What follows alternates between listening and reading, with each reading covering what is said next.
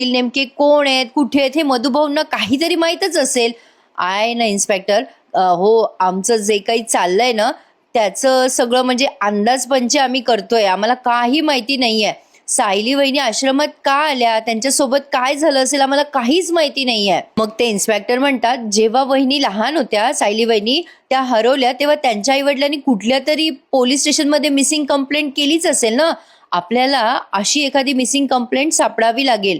चैतन्य म्हणतो, तुम्हाला अशी 22-23 वर्षापूर्वीची कंप्लेंट सापडू शकते? त्यावर इन्स्पेक्टर म्हणतात, का नाही सापडणार, मी प्रयत्न करेल नक्कीच. शिवाय या फोटोवरनं काही समजतं का तेही चेक करतो मी, आणि काही कळलं तर तुम्हाला सांगतो अर्जुन सर.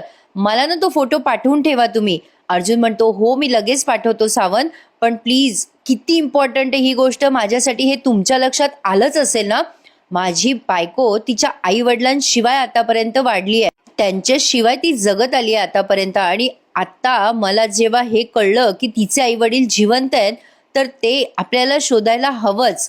त्यावर इन्स्पेक्टर म्हणतात, ठीक आहे हरकत नाहीये, तुम्ही बिलकुल काळजी करू नका सर, मी लगेच कामाला लागतो. आणि ते सावंत आता अर्जुनचा निरोप घेतात. आता तुम्हाला वाटत असेल की सावंत, काल काल बऱ्याच प्रेक्षकांनी कमेंट केल्या की हे अर्जुनची काय मदत करतात. आता ते फ्रेंड आहेत अर्जुनचे, त्यामुळे अर्जुनची अशी पर्सनल कामं कधीतरी करत असतात आणि तो काही इलिगल काम करत नाहीये, जे आहे ते कायद्याला अनुसरून करतोय.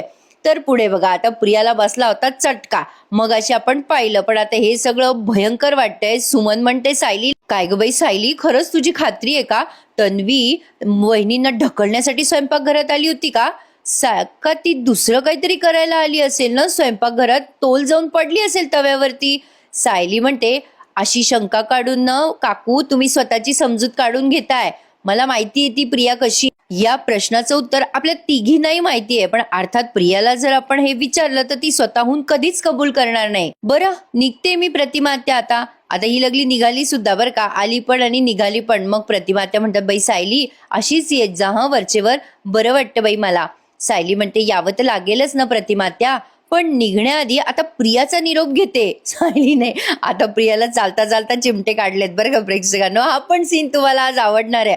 आता ही सायली म्हणते, सुमन काकू तुमच्याकडे एखादी बामची रिकामी बाटली आहे का? सुमन म्हणते, हो आहे ना, अगं मी रिकाम्या बामच्या बाटलीमध्ये ना सेफ्टी पिना ठेवत असते.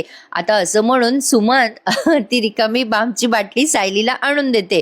सायली म्हणते, मला देता का सुमन काकू ती बाटली? मग सुमन म्हणते, हो आणते हं सायली.